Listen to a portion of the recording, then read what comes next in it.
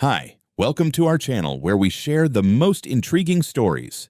I never thought a simple gate would start a war, but the day I locked it, the battle lines were drawn. What began as a quiet life in the Idaho woods turned into a full-blown showdown with an HOA queen, trespassers, backhoes, and courtroom drama. And I don't lose wars.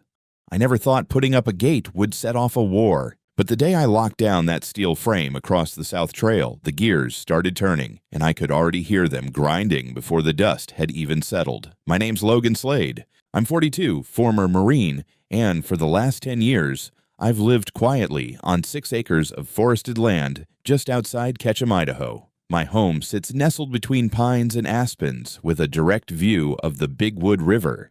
Peaceful, isolated, mine. When I bought the land a decade back, it was raw and wild. No house, no road, just trees and sky and silence. I spent 2 years building the house with my own hands, and another 2 clearing and shaping the trail that curves down to the river. That trail is on my land. It has always been on my land. There's no question about that. The deed says so. The GIS overlay confirms it, and the boundary markers I pounded into the earth are older than most of the neighbors' mortgages. For the first 7 years, I had no neighbors at all. Then came the Juniper Hills development, a sleek HOA monstrosity that sprouted up like mold just across my southern boundary. What used to be wilderness turned into cul-de-sacs and beige stucco boxes with matching mailboxes and opinionated joggers. Still, I kept to myself. I figured as long as they stayed on their side of the line, we'd coexist just fine. I was wrong. It started slow. A couple of kids cutting through the trees, a mountain biker or 2 veering off the public trail onto my path, maybe chasing a shortcut to the river. Then came the dog walkers, the teenagers with Bluetooth speakers, the parents with strollers. They weren't malicious, just entitled. I'd step outside with my morning coffee and find strangers 30 feet from my deck like it was a state park. So I did what any landowner would do. I put up signs. Private property, no trespassing, simple, visible, polite. A few people started walking the long way around. Most didn't. I tried being civil. I spoke to them.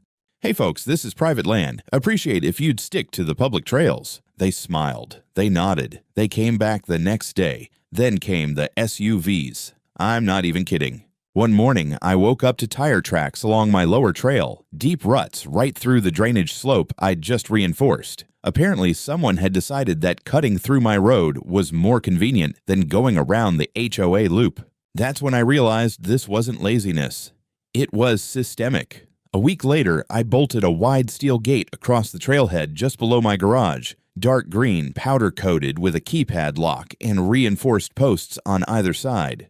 I had the proper permits filed, the boundary lines printed, and the coordinates pinned down with GPS accuracy. I poured the concrete myself and let it cure for 72 hours before hanging the gate. It was a thing of beauty. Functional, final, non-negotiable. I didn't even make it 48 hours before the knock came. It was early evening, and I was sitting on the porch cleaning my rifle. Nothing ominous, just habit. A white SUV rolled into my drive like it belonged there, and out stepped a woman in salmon pink athletic gear, bobbed platinum hair, clutching a leather folio like it contained the 10 Commandments. I didn't need an introduction. She radiated HOA from 50 paces. "You must be Mr. Slade," she said with a smile too wide to be friendly. "I am," I said, setting the cloth down slowly. "I'm Karen Crowley, president of the Juniper Hills Homeowners Association. We need to talk about the gate you installed." I nodded toward the folio. "Is there a complaint form in there, or are we just talking neighbor to neighbor?" Her smile didn't budge. "The trail you've blocked is a historic right-of-way used by Juniper Hills residents to access the river. By erecting a barrier, you're in violation of Idaho State Code concerning obstruction of public access routes. I'm here to request you remove it immediately, or we'll pursue legal avenues." I blinked once. "That trail's on my land." Karen opened the folio with a theatrical flourish and produced a laminated HOA boundary map. "According to our records, it's within community-accessible green space." I walked inside and came back with my surveyor's map and the deed. "Here's the county GIS overlay and my legal parcel description. That trail was bulldozed, graded, and maintained by me. Every inch of it falls within my property lines." She didn't even look at it. Our understanding is that the road predates your ownership and has been used by locals for decades. I've owned the land for 10 years. No one was here before Juniper Hills existed 3 years ago. Karen's voice sharpened. That gate will need to come down. It's a safety issue, especially for fire access. There's a county-approved fire easement on the north side, I replied calmly. This one's private. She pursed her lips. I was hoping we could resolve this amicably. But if you refuse to cooperate, we'll escalate. I held her gaze. Do what you need to do, but unless you've got a judge and a badge, that gate stays exactly where it is. Karen turned without another word, marched back to her SUV, and peeled out down the gravel. That night, I bolted a second padlock to the gate, added another sign, court-recognized private property. Violators will be prosecuted. And then, for good measure, I installed a trail cam up in the branches of an old lodgepole pine facing the trail. I had a feeling this was just the first chapter. I was gone for exactly 46 hours. Left early Saturday morning for Boise to pick up a batch of hardwood flooring from a mill I liked and to meet an old core buddy for a beer and a steak. I didn't think twice about it. The house was locked, the perimeter cameras were on, and the gate, my brand new properly anchored, legally installed gate, was closed tight with both locks engaged. By the time I pulled back into my drive Monday afternoon, I knew something was wrong. The first clue was the tire marks. Fresh ones, wide treads, deep cuts in the gravel, and mud splashed along the slope leading toward the trail. I followed them with a slow step, and my gut twisted as the trees opened up into that familiar curve near the trailhead. The gate was gone. Not open, not knocked over, just gone. The concrete pillars were cracked and torn like someone had ripped them up with industrial machinery. Shards of steel hinges lay twisted in the dirt, and one of the keypad boxes had been crushed into the ground like roadkill. There was a gouge across the trail about 8 feet long, maybe from a bucket or blade. And then there it was, part of the gate itself, mangled and half buried off to the side like trash. A clean surgical removal with all the subtlety of a drunken bear. I stood still for a moment, breathing slowly, not from rage, at least not yet, from calculation. I took out my phone and started snapping photos from every angle. Tire tracks, damage, location markers. Then I walked back to the house and pulled the trail cam feed from the pine tree. There it was, time stamped for Sunday afternoon. A yellow backhoe. Model looked like a Case 580N driven by someone in a hoodie. No markings on the side, just a temporary plate. The footage wasn't cinematic, but it was clear enough. They approached from the south trail, stopped, extended the arm, and tore the gate free like it was a toy. Took less than 3 minutes. The machine backed out the same way it came, dragging the remains behind it. I called the county sheriff's office and requested an officer on site. Then I called my lawyer. Officer Reynolds showed up 40 minutes later, polite and professional. We walked the scene together and I gave him the footage. He watched it on my tablet and let out a long, slow whistle. "That's bold," he muttered. "Yeah, welcome to Juniper Hills." He raised an eyebrow. "You thinking HOA involvement?" "I'm not thinking," I said. "I'm damn near certain."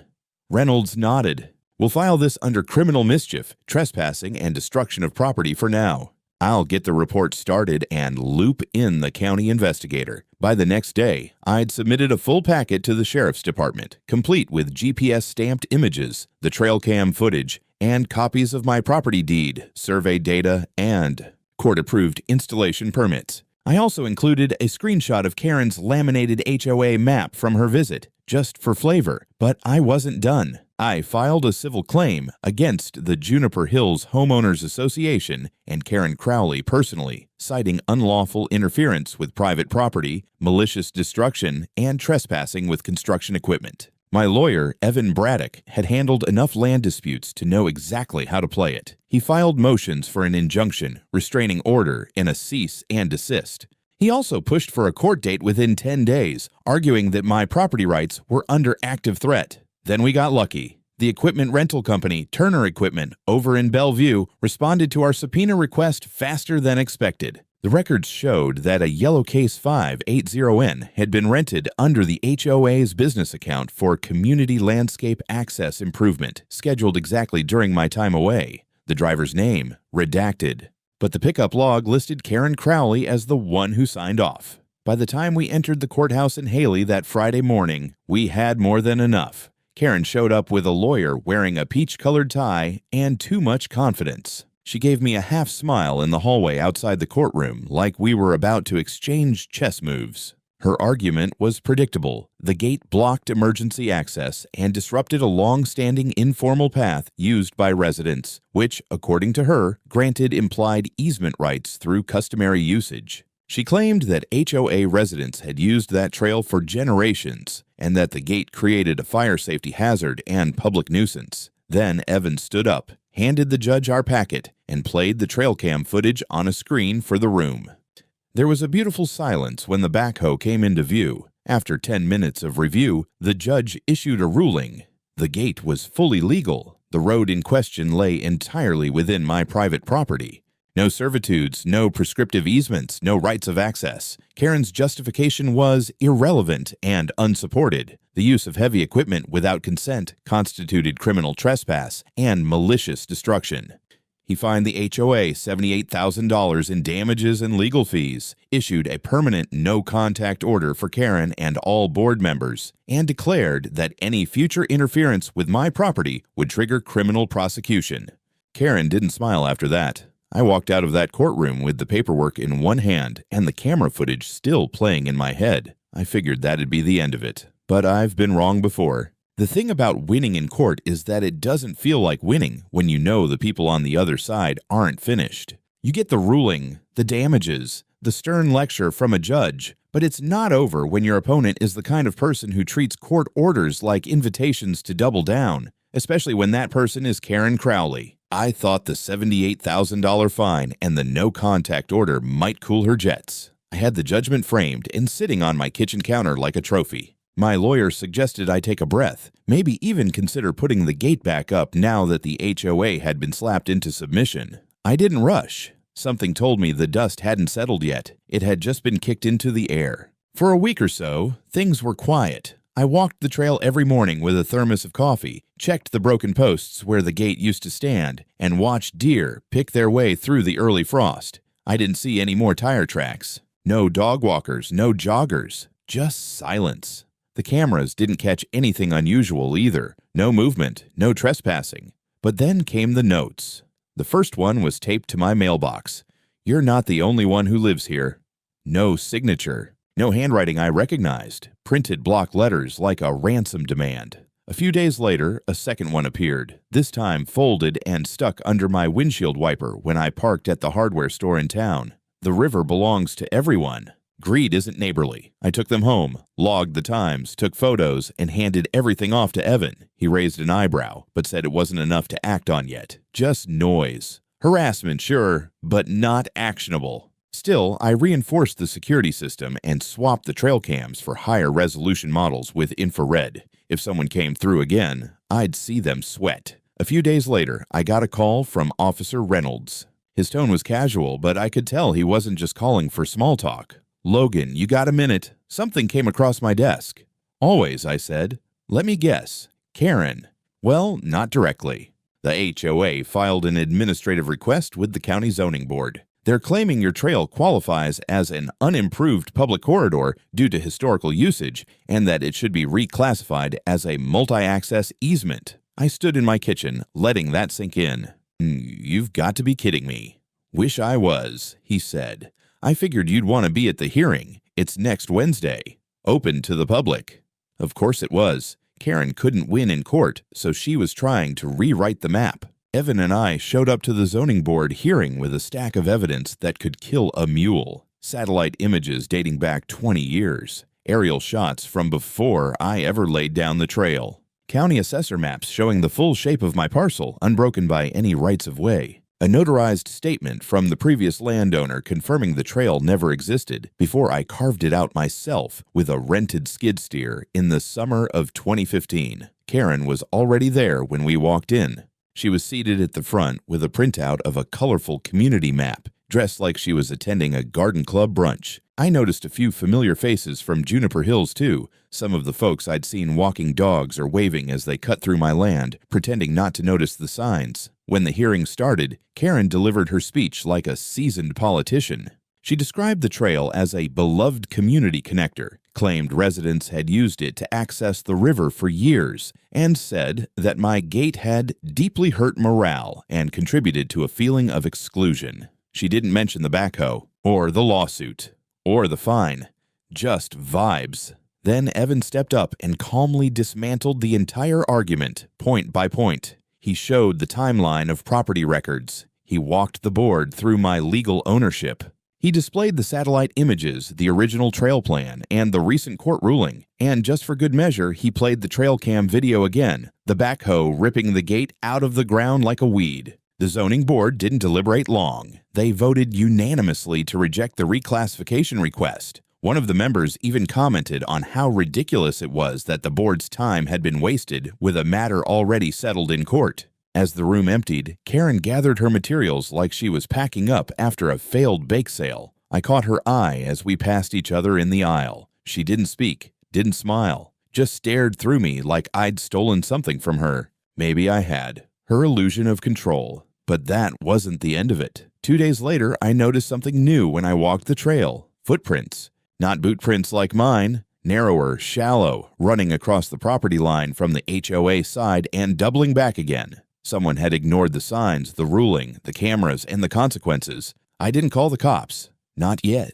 I just climbed the pine, pulled the footage, and waited. When someone steps over a legal boundary, it's one thing. But when they step over a line drawn by a court, a judge, and a 6-figure fine, they're not just being stupid.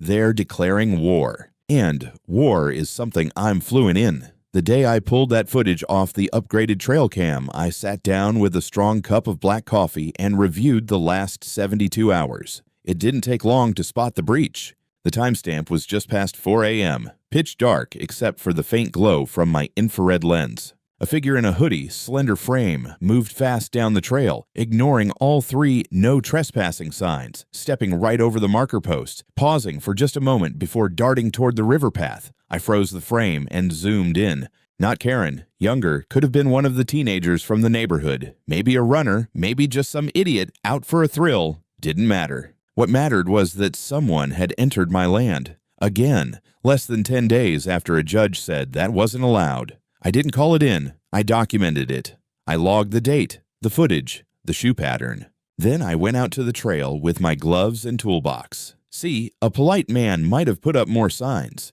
A hopeful man might have trusted the HOA would start policing their own. But I'm not either of those men. I'm the man who fought in Fallujah and doesn't like finding fresh footprints outside his front porch. So, I built what you might call a friendly deterrent. Took a 2-foot plank of pressure-treated lumber, drilled a half-dozen 3-inch nails through it at a 45-degree angle, and buried it under loose dirt off to the side of the trail. Right. Where a careless tire might edge too close. Not in the center, not where a walker would step. Just enough to make an unauthorized vehicle regret its life choices. I posted 2 signs right nearby, bold and unmissable. Private road. No vehicles. Tire damage possible. Let them try to sue me for being too honest. Then I waited. Didn't take long. 3 days later, mid-afternoon, I was in my workshop when the driveway alarm pinged. I checked the monitor. A white crossover SUV creeping down the trail, slow and cautious, like it knew it wasn't supposed to be there. The second camera caught the passenger side as it inched around the curve. And then came the satisfying thunk of rubber meeting nail. The vehicle jerked. The front right tire collapsed like a lung punctured in combat. The car rolled forward a few more feet and stopped dead, leaning awkwardly to one side. The driver stepped out, a man in his 50s, sun visor on his head, looking like he just discovered gravity. I was already on the porch with my phone. "Hey there," I called out. He turned, startled. "Oh, I think I got a flat." "You sure did," I said, stepping off the porch. "On a road that belongs to me. And just so you know, the sign over there and the camera over there both say you're trespassing." He blinked, trying to shift into indignation. I was just turning around. "Funny," I said. "The footage will show whether that's true." His jaw tightened. Karen told me this road was cleared for access again. She said the court ruling was being appealed. I smiled. That's not how court works. 5 minutes later, the county sheriff's car rolled up. Not Reynolds this time, a younger deputy named Ortiz. He listened to both sides, reviewed the footage on my tablet, looked at the signs, took photos of the damage and the improvised spike trap. Then he sighed and turned to the man. "Sir, this is a restricted property under active protection by court order. You are in violation of that order. I'm going to need you to come with me." The guy looked like he was about to argue, but then he saw the body camera on Ortiz's chest and thought better of it. He was cuffed and placed in the back seat, grumbling about overreach and just following directions. Ortiz took my statement, asked a few more questions, and promised to forward the footage to the prosecutor. Before he left, he looked at the trap I'd buried and smirked. "You ever serve?" he asked. "Yeah," I said. "You?" "2 tours, Afghanistan. You build that in less than 10 minutes?" "More like 5. He nodded, half grinning. "Just make sure the warning signs stay visible. Don't want the lawyers claiming booby traps." "Not a trap," I said. "It's a warning with sharp consequences." Over the next 48 hours, word must have spread fast because the trail stayed empty. No walkers, no bikers, not even birds landed near that spot. But I wasn't celebrating yet. If Karen had enough gall to tear down a gate with a backhoe, she wasn't going to let one busted tire and a misdemeanor stop her. And, right on cue, 3 days later, I woke up to the motion alert from the lower camera. 3 figures, nighttime, hoods up, gloves on. One of them carried a crowbar. They weren't teenagers, and they weren't here for sightseeing. I've always had a healthy respect for silence, the kind you find deep in the woods, the kind that hums in your ears like static when there's no wind, no wildlife, no movement. But that night, when I watched those 3 hooded figures on my trail, creeping toward my fence, the silence felt wrong, not peaceful, predatory. It was just past 3 in the morning. The camera at the edge of the trail, set up in a hollowed-out pine knot, picked them up first. 3 shadows moving low and slow, coordinated. One carried a long crowbar. Another wore a backpack, maybe with tools. The third hung back, checking over his shoulder now and then like he was on lookout. They were headed straight for the new section of fence I'd installed after the tire trap incident. Reinforced pine with steel crossbeams, solid enough to stop an ATV. I'd sunk the post 3 feet into the ground and bolted the frame with carriage anchors. It wasn't going down easy, but from what I saw, they weren't planning to remove it. They were planning to destroy it. I grabbed my phone and dialed the sheriff's department. The line barely rang before someone picked up. "This is Logan Slade. I've got 3 individuals on my property right now, breaking and entering. South perimeter near the river trail." "Understood, Mr. Slade. Units are en route. Stay on the line if safe to do so." "Copy that." I switched to my laptop and pulled up the live feed. The trio had reached the fence. The one with the crowbar started prying at the corner post while the others stood close, whispering. I cranked the mic sensitivity. One voice, nervous and high-pitched, said, "She said it would be easy. Just loosen the bolts." "She didn't say there'd be cameras," the other muttered. Too late for regrets. Just as they started trying to wedge the crowbar under the lowest crossbeam, the motion sensor tripped the floodlight. The woods lit up like a crime scene. One of them bolted instantly, disappearing into the trees. The other 2 panicked. One tripped over the beam and fell. The other froze like a deer in headlights. They didn't get far. The sheriff's SUV skidded to a stop at the trailhead in under 4 minutes. 2 deputies, Reynolds and Ortiz, came out fast. Weapons drawn but lowered, flashlights cutting through the fog. They found the first guy tangled in brambles about 15 yards from the fence. The second was trying to pretend he was just out for a late-night jog, but the crowbar in his hand ruined that illusion. They didn't resist. They didn't even speak. Just sat on the ground while the deputies cuffed them and read the standard trespassing and vandalism charges. While Reynolds dealt with the paperwork, Ortiz walked over to me near the edge of the property line. "We'll run their prints," he said. But one of them already gave a statement. My eyebrow lifted. "Already?" Ortiz nodded. On the ride over, one of the guys cracked. Said this wasn't their idea. Said they were helping someone fix a mistake. When we pressed, he named her. I didn't need to ask who. "Karen Crowley," he said. She told them the fence was illegal, that she had court documents. Promised they'd be doing a public service. "Let me guess," I said. "Paid them in barbecue and community goodwill." She gave them gift cards. Home Depot, $50 apiece.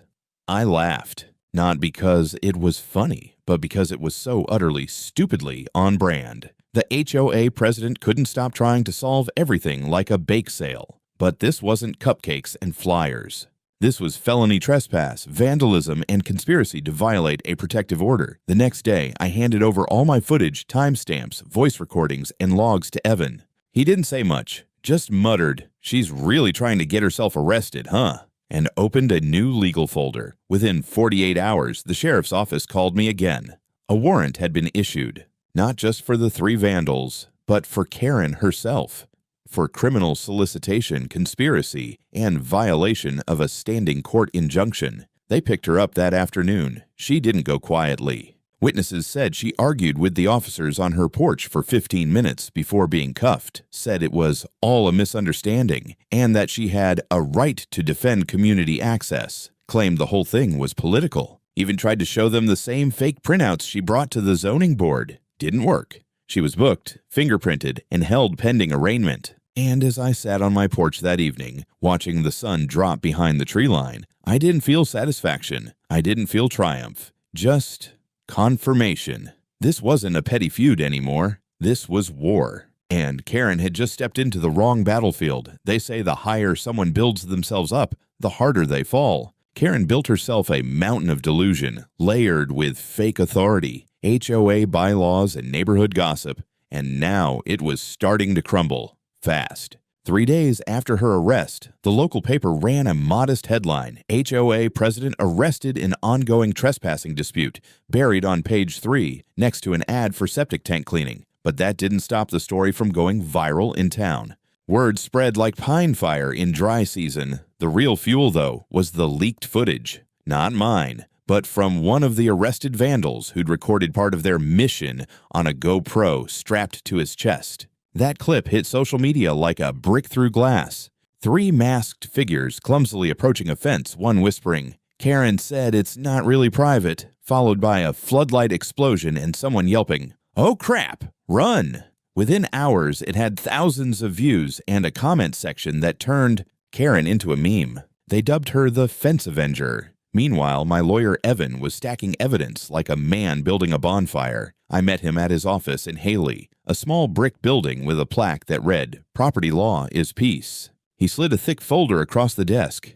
"In addition to criminal charges, we're pursuing civil claims for property damage, harassment, and violation of the previous restraining order." And here's the kicker. Turns out the HOA used association funds to pay for the vandalism. I blinked. Wait, how do you know that? Paper trail. Their treasurer quit last week and turned over internal emails. Karen labeled the expenses as emergency access mitigation. Let me guess, those Home Depot gift cards were infrastructure support. He grinned. Exactly. We're also filing to request dissolution of the HOA. It's rare, but under Idaho state law, if a homeowners association is found to be engaging in criminal activity or gross violation of property rights, the county can disband it. I stared at the paperwork. It all felt surreal. 10 years of peaceful life on my land. And now I was watching a HOA implode over a damn gate. A week later, I got a formal notice from the county. The hearing for Karen's charges and the civil suit was set for early May. And while I waited, the neighborhood started to turn. At first, they avoided me, like I was radioactive. Then one guy from the far end of Juniper Hills approached while I was checking the trail cam. Middle-aged, quiet, hat in hand. "Hey," he said, not quite meeting my eye. "Just want to say, I didn't know about all this. Thought the HOA had permission for the trail." I nodded. "They didn't." He hesitated. "Well, some of us never wanted the trail to go through your place. Karen just steamrolled it, said it was part of the original plans." "It wasn't." "Yeah, figured that out now." That was the start. Over the next week, 3 more residents came to me, quietly, apologizing or offering statements. One woman gave Evan an email Karen had sent urging people to reclaim community space and show Logan that fences don't make friends. Another man admitted he'd been pressured into signing a petition that Karen later forged into a supposed neighborhood vote. Turns out the petition was originally about landscaping lights. Classic Karen, weaponizing tulip bulbs into legal ammo. The final blow came when the county subpoenaed HOA financial records. What they found wasn't just shady, it was soaked in gasoline. misallocated funds, backdated invoices, and several expense reports labeled miscellaneous outreach that corresponded with the nights people trespassed onto my land. At the hearing, Karen tried to play the same tune she always did: concerned citizen, miscommunication, overzealous enforcement. But the judge wasn't buying it. Not with 3 separate police reports, sworn testimony from HOA members, and footage of her promising access, whether he likes it or not. Her voice cracked when the judge denied her bail extension and set the criminal trial date. That was the moment she realized this wasn't just about fences or trails. She was being prosecuted like any other criminal, because that's what she'd become. As we walked out of the courtroom, Evan leaned toward me and said, "You know what the funny part is? If she'd just come to you and talked, really talked, none of this would have happened." I nodded. But then she wouldn't be Karen. Outside, a reporter tried to ambush me for a quote. I just raised my hand and walked to my truck. The only statement I needed to make was made with steel posts and a locked gate. The next few weeks moved like a slow, grinding gear. Every turn dragged forward by legal filings, court dates, and a growing mountain of HOA chaos. Karen had officially been charged with conspiracy to commit vandalism, trespassing, and violation of a protective order. The local courthouse became a revolving door for Juniper Hills board members, some trying to defend themselves, others clearly trying to distance themselves from her flaming wreck of a presidency. I kept my distance. Most days I stayed busy on the land, reinforcing the fence, tightening camera placement, cataloging every new update into a secure log. Not because I feared another break-in. No, I was past that. This was about insurance now. About covering every angle in case someone tried to say I was retaliating. I wasn't. I was documenting. My lawyer, Evan, was laser-focused. He prepped me for depositions, met with county inspectors, and submitted a formal motion requesting HOA dissolution. In parallel, he filed for damages, property destruction, emotional distress, and legal fees. The number was 6 digits and growing.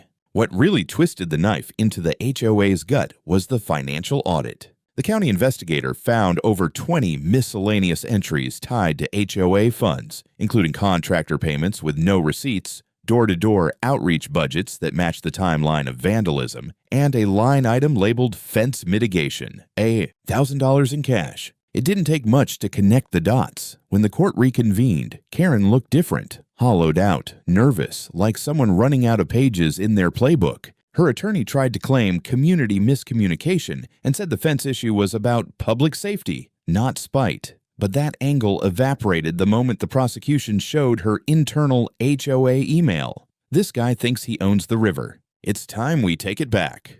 That line stuck. The courtroom murmured. The judge scribbled something and didn't look up again for a long time. Karen was denied bond. Outside, HOA members started resigning, one after another. By the end of the week, 3 board members had stepped down and given sworn testimony about how Karen misled them, forged signatures, and used HOA funds for her personal mission. I didn't celebrate. Not really. The truth is, by this point, I was just tired. Tired of the cameras, the paperwork, the tension every time I walked to the gate. My land used to be where I came to disappear, to reset. Now it felt like a stage. But that was the price of holding the line. The last document I filed that month was a request for a permanent injunction against all HOA members accessing my property, now and in the future. Evan said it would likely be granted. I nodded and went home. That night, I turned off the security monitor, closed the laptop, and sat on my porch in the dark. No floodlights, no alerts. Just the sound of the river moving like it always had. Calm, steady, mine. The last hearing came on a Tuesday morning. The kind of crisp, cloudless Idaho day that makes you forget the world can be ugly. I wore the same boots I had on when I first dug the post holes for the gate. Call it symbolic, or maybe just practical. Either way, they felt like armor. The courtroom was fuller than usual. Reporters sat along the back wall, and I spotted a few Juniper Hills residents I recognized. Some looked down when they saw me. One gave a slight nod. Karen entered in cuffs, wearing the same blazer she'd worn during her community outreach speeches. It was fraying at the sleeves now. The judge was ready. This wasn't a trial anymore. It was sentencing. The facts had already been established. HOA funds misused, property vandalized, court orders violated, trespass organized and encouraged. And that GoPro footage, it had done most of the heavy lifting. Karen was sentenced to 9 years in prison with no possibility of parole for the first 4. 2 HOA board members received 2-year suspended sentences and were barred from serving on any HOA in the state. But the biggest blow came at the end. The county formally dissolved Juniper Hills HOA by order of court. The courtroom fell silent. Even Karen looked stunned. It was as if the title she had clung to, President, Defender of Community, Gatekeeper of the River, had finally evaporated into dust. Outside, the media swarmed. I gave a brief statement. I didn't smile. I didn't gloat. I just said what mattered. Private land means private. No means no. That's all I ever wanted. The aftermath moved quickly. The county reimbursed me in full for the destroyed gate and fence, plus legal costs and damages. I received an official state marker to install at the trailhead. Protected private property, state verified, no easement, no access. Neighbors stopped trying to cross. Most barely left their subdivision now. The path that once cut through my land turned wild again. Grass growing tall, branches spreading, as if nature had been waiting to reclaim it. Weeks later, I installed a new gate. Bigger, stronger. It had a sign welded right into the steel. Trespassers will be prosecuted. This is not a community trail, but I left one thing unlocked. My porch door. Because now, for the first time in a long while, I could sit there again with a coffee, watch the sun hit the river, and not feel like I was under siege. The land was quiet, the gate was closed, and Karen was gone.